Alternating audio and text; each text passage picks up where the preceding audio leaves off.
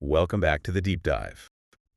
So if you've ever found yourself absolutely dedicated to the gym, you're showing up 4, 5, even 6 days a week, Yeah.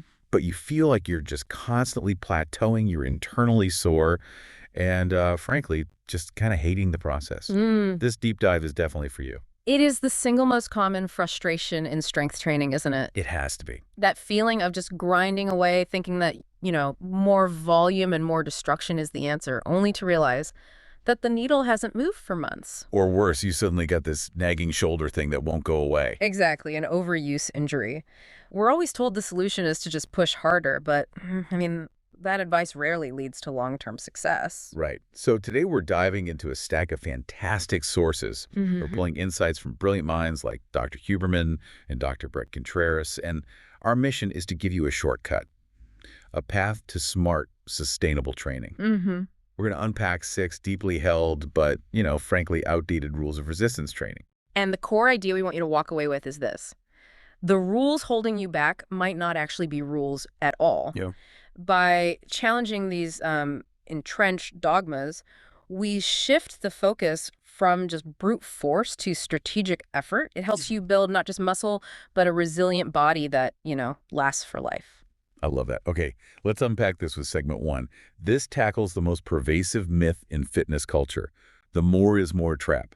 Oh, the big one.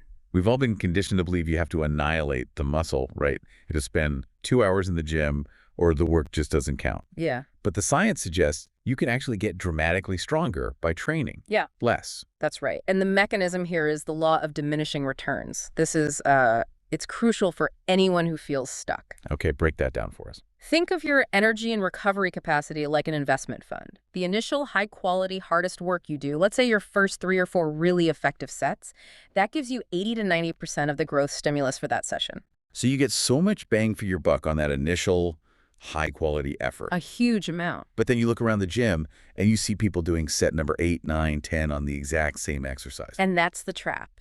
Adding those extra sets might give you a tiny marginal gain, maybe an extra 1 or 2% of stimulus, but they dramatically increase your recovery debt. So you're trading a tiny bit of potential growth for a massive hit to your ability to recover. And train again effectively, yeah.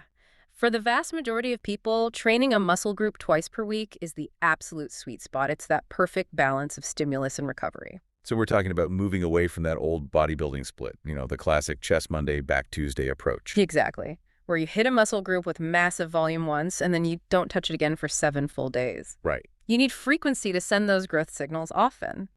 A great application here is switching to a well-structured program of 2 or 3 sessions a week.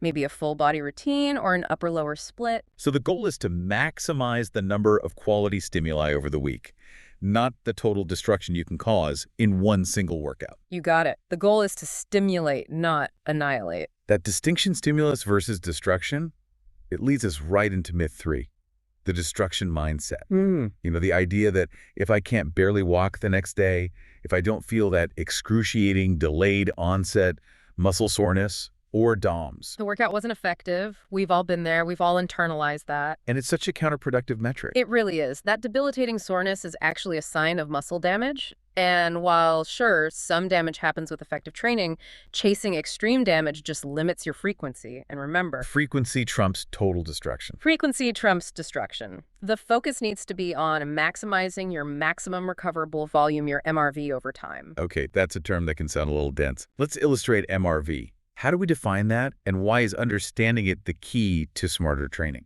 So MRV is simply the absolute most work you can do while still recovering efficiently. Efficiently enough to what? Enough to hit your next session strong, to maintain your energy levels, and to keep your immune system functioning well.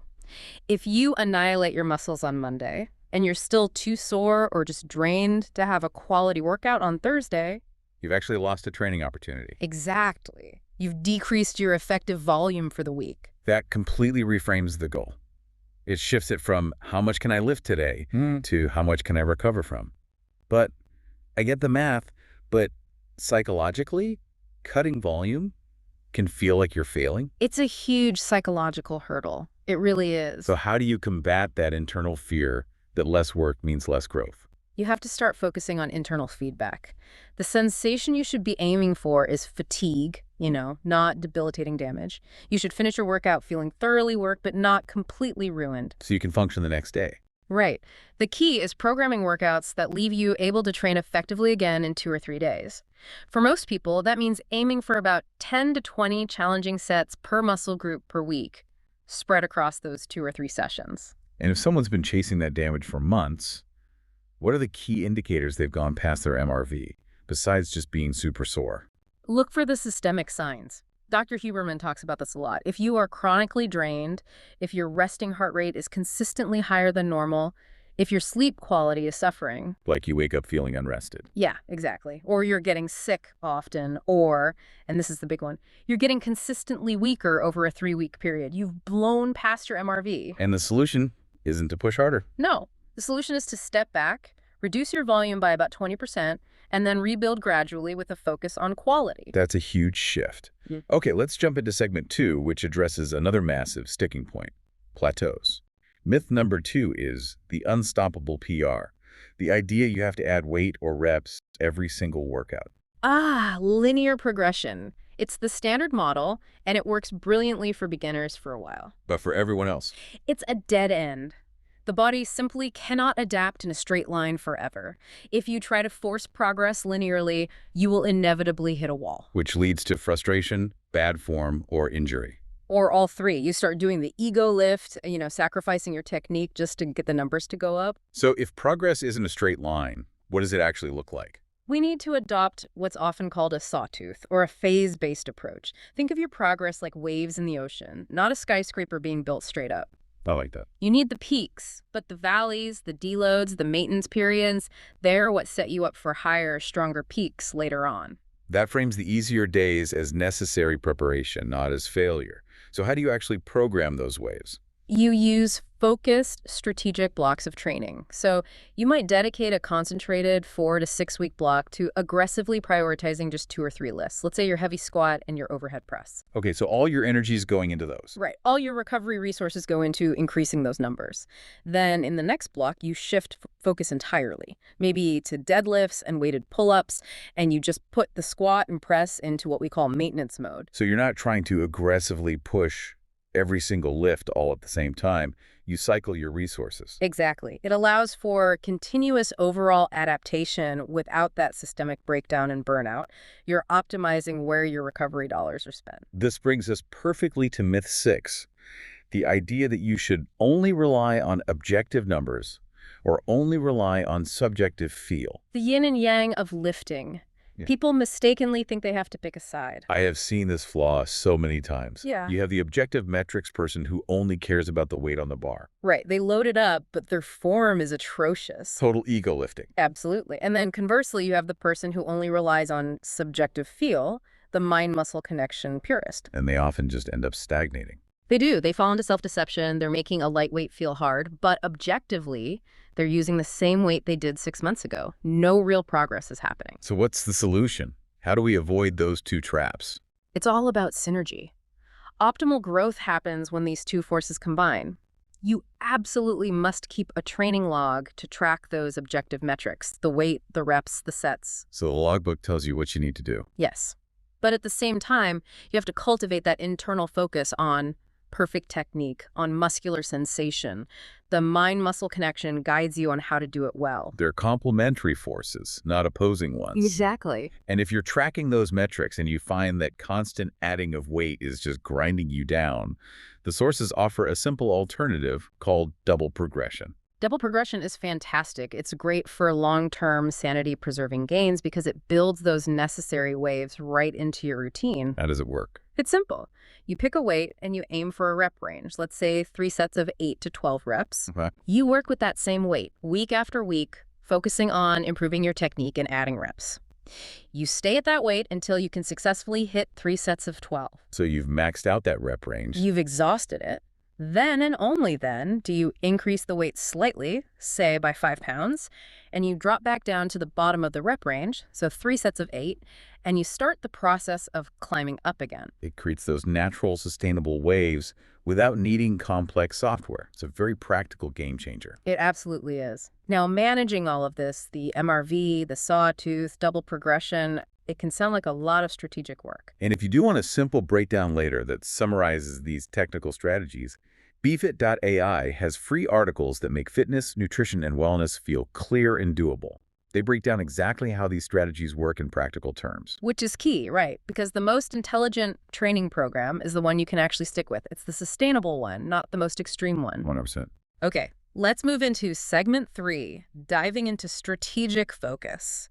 We're tackling myth 5, which is the crushing fear of losing your gains. Oh, man. We spend all this time building muscle, and we are terrified that if we take a week off, or even just reduce our volume, it's all going to disappear overnight. This is maybe the most liberating finding in all the source material. Really? Yeah. The surprising truth is that maintaining muscle requires only a tiny fraction of the work needed to build it. A fraction. A tiny fraction. This frees up an enormous amount of recovery capacity. Research shows that subjects maintained nearly all their size and strength for months on just 3 sets per week of high-intensity effort. Wait. 3 sets per week? Per week. That is potentially a 90% reduction in volume. That number is shocking. So if I've built a really solid set of quads, I can essentially just coast on them for a while. You can, and this is where the strategic application comes in. Specialization. If you're struggling to bring up a lagging muscle group, let's say your shoulders are a weak point, you can launch a 6 to 8 weeks specialization phase for them. Okay. You increase your shoulder volume and intensity significantly. And you can afford to do this because you put your already well-developed muscle groups like legs, which require a ton of resources to recover from, into maintenance mode. With just those 3 to 5 hard sets per week. Exactly. So instead of trying to make 10 muscle groups grow all at once, which is, it's pretty much impossible. You're just reallocating your resources. You're putting that recovery capacity where it's needed most for targeted growth. You've got it. It confirms you don't have to fear losing gains to achieve new ones. You're just strategically rotating which muscles are in the growth phase versus the preservation phase. Let's use that strategic thinking to tackle a specific muscle group. This leads us to Rule 4. Glute training is more than just squats and deadlifts. This is a perfect, tangible example. It really ties into the work of Dr. Brett Contreras, the glute guy. The problem is that squats and deadlifts, while they're essential, they only target the glutes primarily when the muscle is stretched and under a vertical load. So they don't hit all the muscle fibers or all the functions of the glute. Not at all. We need complete muscle development, hitting the glutes in multiple ways. And the solution is his rule of thirds. The rule of thirds, okay. Absolutely. The glutes have multiple functions: extension, abduction, rotation, and you have to train all 3 planes of motion. If you only train one way, you leave muscle fibers completely untapped. So the first third is vertical movements. That's our squats, lunges, split squats. Yep. This heavily loads the muscle when it's stretched at the bottom of the movement. Okay. Then the second, and I think this is the one people miss most, is horizontal movements. Yes, like hip thrusts and glute bridges. This is crucial because it maximally contracts the muscle at the top, that moment of peak tension. Right, that's where you get that deep muscle squeeze. That full activation that is almost entirely missed by most vertical lifts. And finally, the oft-forgotten third, lateral or rotary movements. Think band walks, cable abductions, clamshells. This specifically targets the stability muscles, especially the gluteus medius, which is so important for hip health, balance, and resilience. And this principle is universal, right? It doesn't just apply to glutes. Not at all. If we connect this to the bigger picture, you need to train every muscle group through its full range of motion and its major functions. Meaning for chest, we shouldn't just do heavy presses. We need things like flies for the stretch. And maybe some high-to-low cable movements to hit different fiber angles. For the back, you need both your vertical pulls, like pull-ups, and your horizontal rows. It ensures complete development and structural balance. It moves your training from just a haphazard pursuit of exhaustion into a strategic, elegant engineering exercise. That is a perfect way to summarize this deep dive. We've covered 6 massive myths today, and the takeaway is really clear. We're moving from that more is more mindset to understanding that consistency, quality, and smart management of your MRV are the real foundation of progress. Yeah, we shifted from chasing debilitating fatigue to pursuing adaptable strength with things like the sawtooth approach and double progression. And crucially, learning how to use maintenance mode to focus on our weaknesses without that fear of regression. It's a complete roadmap for training not just harder, but demonstrably smarter. So for our final thought for you to chew on this week, consider this. What is the one training rule, just one, that you're currently following that might be limiting your long-term progress? Letting that rule go, maybe reducing that unnecessary volume, or adding one strategic movement, that could be your most powerful gain yet. Go apply these small, smart steps to your training this week. Thanks for joining us for the deep dive. We'll catch you next time.